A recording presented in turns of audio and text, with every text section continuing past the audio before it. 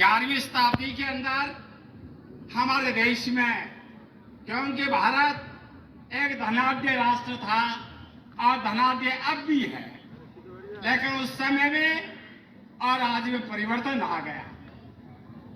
बाहरी राष्ट्रों ने, विदेशियों ने भारत की शक्ति को, भारत के धन दौलत को हड़पने के लिए आक्रमण किया।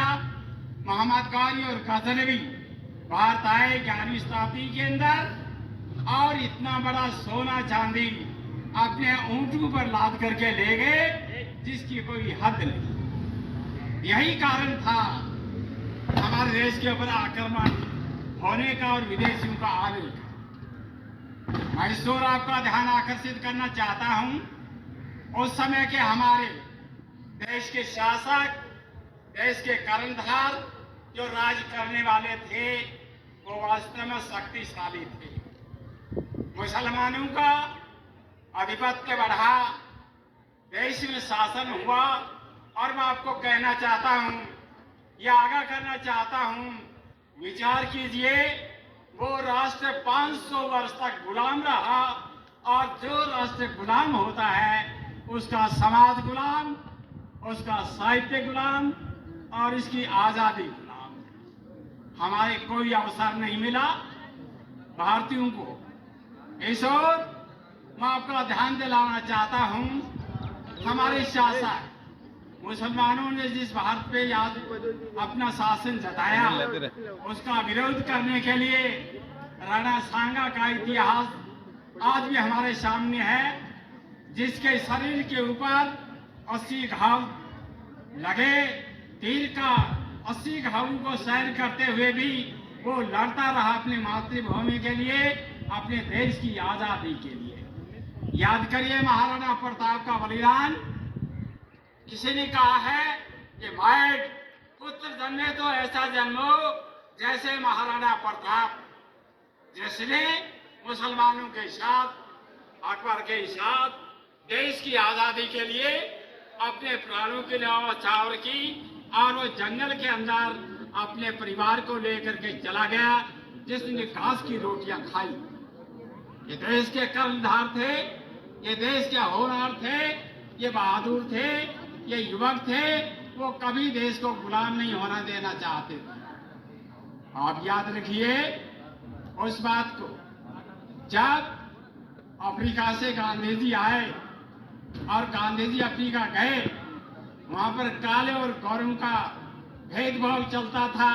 ये लाल चमड़ी वाले लोग अपने को नहीं चाहते थे, अपने को देखना नहीं चाहते थे।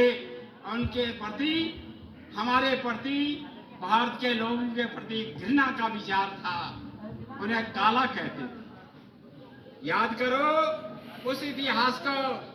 अंग्रेजों के ऐसे होटल, ऐसे कल, ऐसे सार्वजनिक आनंद के स्थल, जिनके ऊपर मोटे अक्षरों में लिखा जाता था, जैसे आज हमने लिख रखा संत लेकी राम, उन पे लिखा होता था Indians and dogs are not allowed. भारतीय और कुत्ते इसके अंदर प्रवेश, इनके अंदर प्रवेश नहीं कर सकते थे। क्या इस बात को सहन कर सकता है?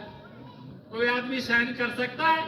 अगर आपको तुम कह देते हो तो अभी आपको दर्द होता है, दुख होता है। आज जिनको कुत्ता कह दे, ये तो बहुत बुरी बात है। गांधी जी ने ऐसे विचारों को अफ्रीका से आने के बाद, जिस फकीर ने, जिसके अंदर 44 किलो वजन, जिसके शरीर पे चादर, जिसकी खोपड़ी में देश और जिसके अंदर सोचने का जज्बा, उसने सोचा राष्ट्र को आजाद करना चाहिए। मैंने आपके सम्मुख रखा कि शिक्षा एक पावरफुल हथियार है। अगर अंग्रेजी शिक्षा नहीं होती और अंग्रेजी पढ़ने वाले हमारे भारतीय विद्वान नहीं होते, तो मैं सोचता हूं देश आजाद नहीं होता। आपने राजा राम मोहन राय को सुना है, पढ़ा है, बहुत बड़े विद्वान थे।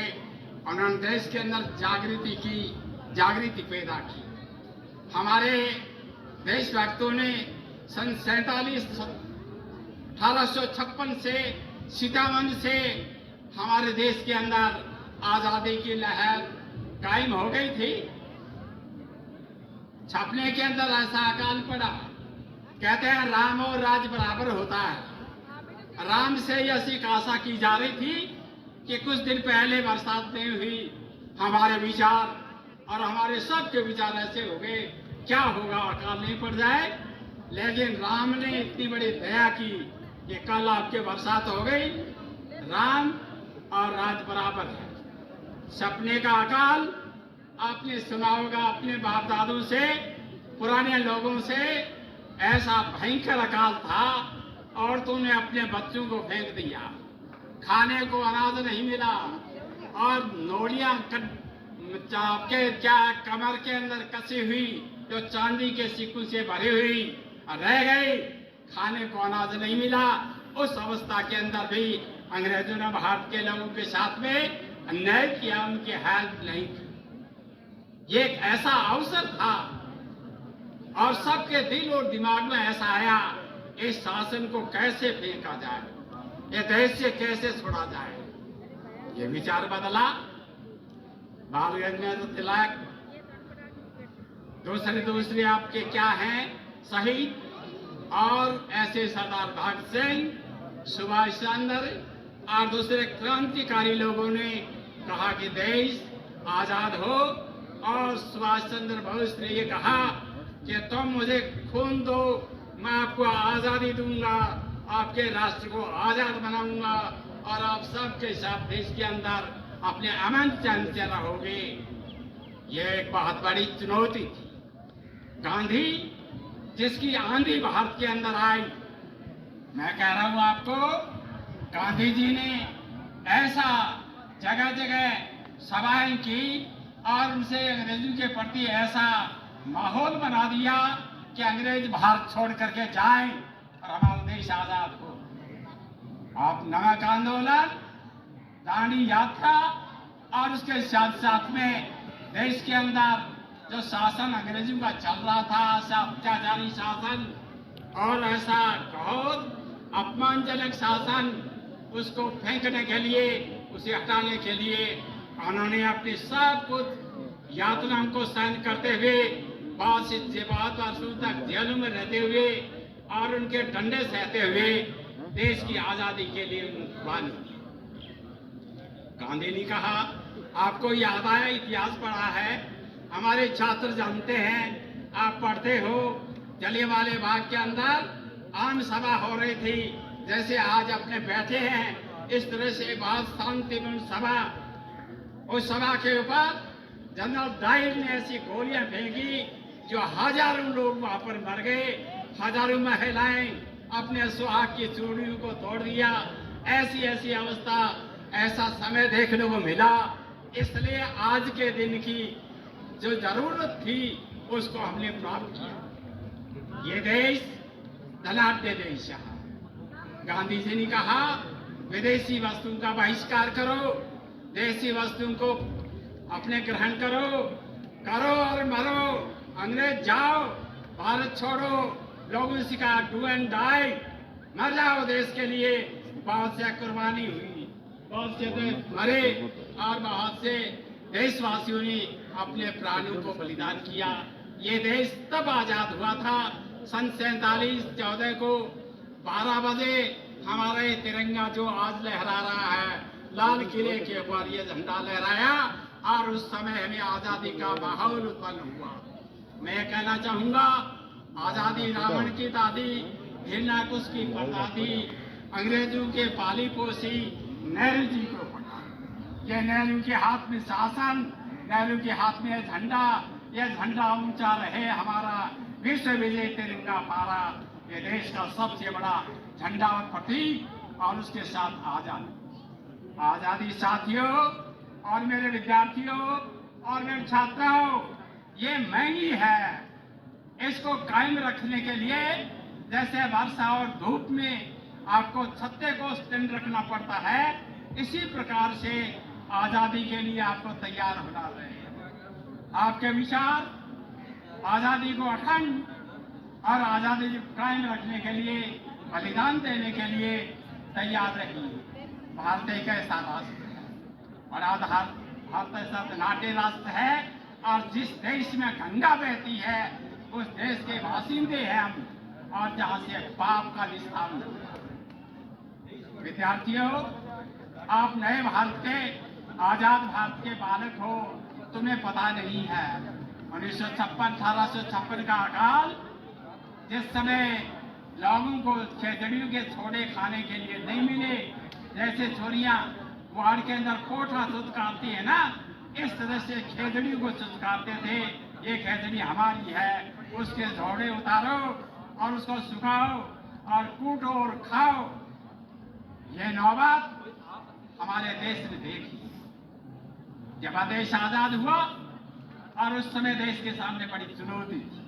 मैंने उस ओर आपका ध्यान दिया, ये आज का दिन हमारे लिए क्यों आवश्यक हुआ, इसलिए आवश्यक हुआ। जब देश आजाद हुआ, खाने के लिए अनाज नहीं, या विदेशों से, ऑस्ट्रेलिया से केवल माइलो नाम का एक जवार का दाना आता था, लाल रंग का, वो इंडिया के अंदर भेजा जाता। वहाँ के गायें और भैंसें नहीं खाती थी, वो इंडिया के लोग खाते थे, और वो भी कंट्रोल की। जब ब्याह शादी होती तो आपको चीनी और चावल और गेहूं कंट्रोल रेट से वो भी गलासला मिलता था। लेकिन आज देखिए, देश आजाद होने के बाद पंडित नेहरू ने देश के अंदर खाद्य समस्या को हल करने के लिए नेहरू की जाल बिछा दी, खाद्य समस्या को हल किया। आज देश के अंदर खाद्यान्न, चाहे अकाल 2 पड़े चाहे 10 पड़े, कोई आदमी भूखा नहीं रह सकता। इतना बड़ा अनाज, इतना बड़ा अनाज जो हमें प्राप्त है, और आज कुछ लोगों को मुफ्त में भी मिलता है, और कुछ लोगों को क्या है, पेंशन भी, सामाजिक पेंशन भी मिलती है, नरेगा का कार्य भी चलता है। ये देश, आजाद देश की कितनी बड़ी महिमा है। आप अपने विचारों को, आप अपने दिल को टटोलो, ये देश आजाद है तो हमारे लिए क्या करता है? ये आपकी आजादी का है, ये आपकी उन्नति का है, आपको समान अवसर प्राप्त हो रहे हैं, चाहे महिला हो चाहे पुरुष हो, न जाति है न कोई धर्म है, हम सब एक हैं, ऐसा नारा हमारे देश में चलता है। अगर विदेशी शासन आक्रमण हो जाए, यहाँ पर कोई जाति और धर्म नहीं, हम सब भारतीय हैं, भारत के नागरिक हैं, देशभक्त हैं। ये जमीन आपकी जो है वो बलिदान की है, ये तिलक करने योग्य है, ये सोना और चांदी उगलती है। इस देश के इस झंडे को और आजादी को कायम रखने के लिए आपको अपने दिल को मजबूत बनाना पड़ेगा, शिक्षा ग्रहण करनी पड़ेगी, अपने विचार देश के लिए करना पड़ेगा, बंधुत्व की भावना बढ़ानी पड़ेगी। न कोई जाति न कोई धर्म, ऐसा हुआ। हाँ, देश का बंटवारा हो गया, ये ऐसी हुआ कि यहाँ के हिंदू और मुसलमानों के अंदर कुछ ऐसे विचार आ गए। मुसलमानों ने अपना देश अलग चाहा, और अब देखो अच्छी चीज प्राप्त करने के लिए सबका मन लालायित होता है। हमारे देशवासियों ने, नेताओं ने सोचा कि जैसा हाथ आ रहा है उतना ही ले लो, और उतना लिया और देश को आजाद किया। आजाद भारत के अंदर अनेक रियासतें थी, राजाओं की, मलिका राजाओं का शासन था, मुसलमानों के प्रति उनका बहुत बड़ा अपना जो है जोश था। और उन रियासतों को विलीनीकरण करने के लिए और अखंड भारत का निर्माण करने के लिए सरदार पटेल ने उन रियासतों का एकीकरण किया और अखंड भारत का निर्माण किया। आज भारत अखंड है, इसकी अखंडता को और झंडे की शान और मान को रखने के लिए चाहे हमें बलिदान करना पड़े, चाहे हमें मरना पड़े, चाहे हम देश से बाहर चले जाएं, चाहे कितना ही बड़ा कष्ट उठाने पड़े, राष्ट्र के लिए आप सब समर्पित हैं। देश भारत, जिसमें देश के हमारे मन और दिमाग के अंदर देश के प्रति भावना नहीं, वो दिल नहीं, वो पत्थर है। इसलिए मेरे साथियों और विद्यार्थियों, मैंने आपका समय, मेरा बोलने का जो तौर तरीका जो है कुछ दूसरा है, इसलिए टाइम बहुत लग जाएगा।